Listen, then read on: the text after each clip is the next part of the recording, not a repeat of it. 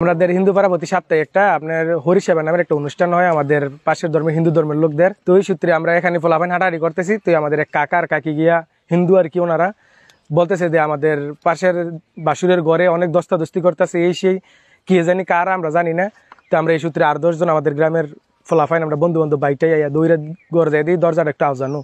দরজাটা খুলতে গিয়ে দিই দরজা আসলে ভাঙা, একটা খিলি ভাঙা পড়ে রয়েছে। পরে আমরা যাই দেখি 2 জন, একটা আমাদের গ্রামের মুসলমান একটা ছেলে, এর মধ্যে জোর করে দর্শন করার চেষ্টা করতেছে, মেয়েটা নিজের রক্ষা করার চেষ্টা করতেছে। পরে আমাদের মেয়েটারে আমরা আমাদের হেফাজতে নিয়ে ছেলেটারে আমরা সবাই সমাজের সবাই একটা কিছু থাবড়া টাবড়া দিয়ে আমরা এনে রাখি। পরে তার ফ্যামিলির খবর দেই, তার ফ্যামিলি আসে। কিন্তু দুর্ভাগ্যবশত হলো হ্যার একটু আপনার অন্য একটা শক্তি আছে, প্রভাবশালী লোকদের সাথে থাকে, বিশেষ করে আমাদের ইউনিয়নের চেয়ারম্যানের সাথে ওনার ঘনিষ্ঠ সম্পর্ক।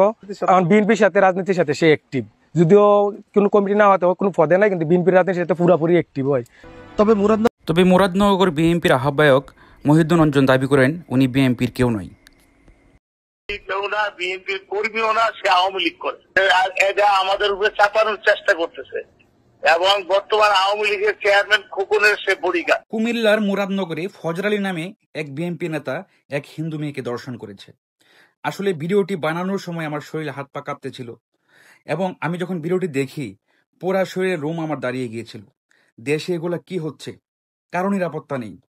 আমার কথা হলো এইটি যে একটা হিন্দু মেয়ের বাড়িতে যখন এই এতগুলা লোক ঢুকলো, তখন কি আশেপাশে কোনো লোক ছিল না? এই বাড়িতে কি কোনো লোক ছিল না? তারা কেন ওই লোকটিকে প্রতিহত করলো না? আমার খুবই কষ্টের ব্যাপার লাগছে এটাই যে বাংলাদেশের আইন শৃঙ্খলা বাহিনীর হাত এখন বন্ধ। আমার মনে হয় পুলিশকে পূর্ণ ক্ষমতা দেওয়া হোক এবং যত দ্রুত সম্ভব ওই নরপিচাসকে জনসম্মুখে ফাঁসির আদেশ দেওয়া হোক। এদেশের হিন্দু মুসলিম জনতা ভাই ভাই, এদেশে কেন হিন্দু নির্যাতন হবে? হিন্দু নির্যাতন এতদিন কানে শুনেছি, এখন আজকে স্পষ্ট চোখে দেখলাম। কিছু অমানুষের জন্য পুরো বাংলাদেশের নাম নষ্ট হবে, সুনাম নষ্ট হবে, এটা হতে দেওয়া যায় না। আমার ভিডিওটি যারা দেখেছেন ইতিমধ্যে, আমি ভিডিওটি দিতে যাচ্ছিলাম না, তাই ব্লার করে দিলাম। কিছু করার নেই ভাই, আসলে আমার কিছু বলার নেই ভাবে। এই 18 কোটি মানুষের কাছে বিচার দিলাম যে ভাই এটার দায়ভার বিচার আপনাদের হাতে। আমি একজন ক্ষুদ্র কন্টেন্ট ক্রিয়েটর হিসাবে এর চেয়ে বেশি কিছু করতে পারি না, কারণ এর চেয়ে বেশি ক্ষমতা আমার হাতে নেই। আমার হাতে যদি এর চেয়ে বেশি ক্ষমতা থাকতো, আমি তাকে আজকে জনসম্মুখে ফাঁসি দিতাম।